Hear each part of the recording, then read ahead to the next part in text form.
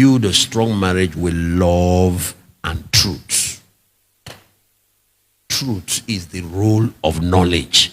Nothing will change that till certain missing knowledge comes in. Till ignorance is addressed. Till deception is addressed. Nothing will change. If you're just saying I love you will not change the person. Alone. You have to bring the two things together. People are transformed by the renewing of their mind. How do you change a human being? How do you get a better person out of this person? By the renewing of their mind.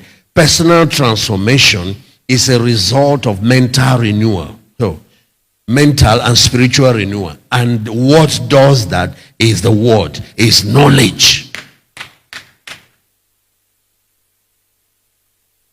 So, the Lord said to me, in the beginning I created the heaven and the earth was without form and void. What happened? Fall of Lucifer. So when I came to rebuild, what did I do? He said, I used the same thing I used to create in the beginning to recreate the world.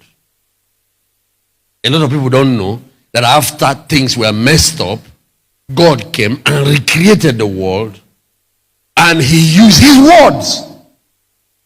He created the world with his words, and he recreated it with his word. So he said, that's what you should do. And so I did it and got a new creation.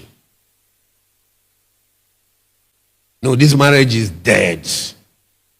The thing has died. No, you can resurrect it with what I'm teaching you now. Love and truth. Love and knowledge. How do you produce a doctor out of a little girl? Knowledge. But how do you get her to be willing, to be passionate, to go after the knowledge? Create love for it in her. Create passion in her. Because you can't force somebody to learn. How do you produce a pilot out of that young boy? Knowledge. He has to go for training. He has to go for... Don't just wish it and it will happen.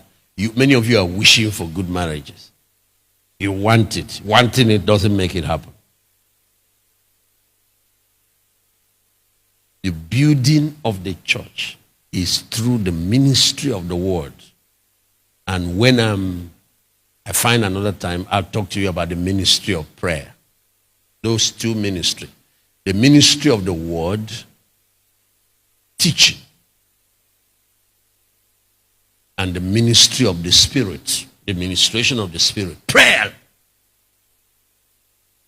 You have the ingredients to build the church. And that's the ingredients to build your marriage and your family. Church is a family. And it was started by a marriage between Christ and the ecclesia. Between Christ and his bride, the church. How you build it is how you build a home.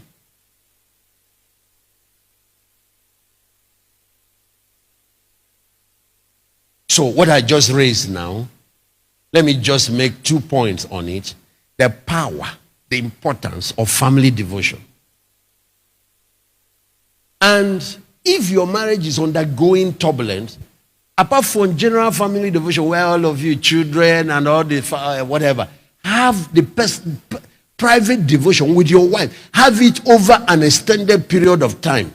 I'm not saying start holding everlasting services. I mean, for a while, maybe next 2 years, every time you are to make sure you will pray together and study the word together. And you know, it is not see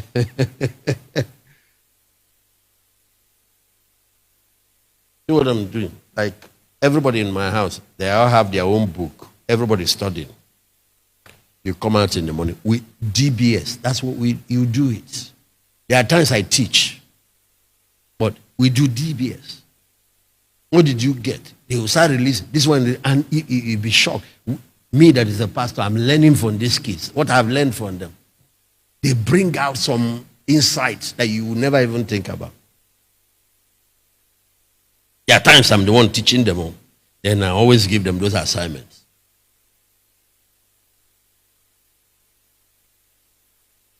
So in the church, you have two ministry.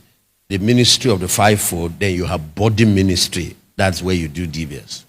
You have when they are listening to apostles' teaching. So it's like that too in the home. You might get a book. We're all reviewing it. Let us get our own copy. You get your own. And when it's time to chapter 1, you see how we read it and we bring out the lessons in it. Next time, chapter 2.